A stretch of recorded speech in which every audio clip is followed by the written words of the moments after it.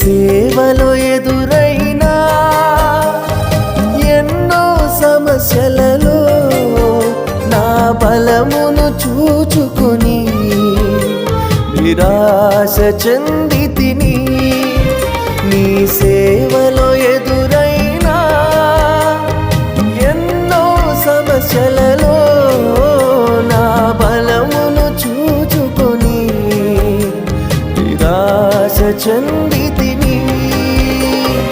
భారమైన ఈ సేవను ఇక చేయలేనని అనుకొనగా, భారమైన ఈ సేవను ఇక చేయలేనని అనుకొనగా, ప్రధాన యాజకుడా యేసు నీ అనుభవాలతో బలపరచితివి.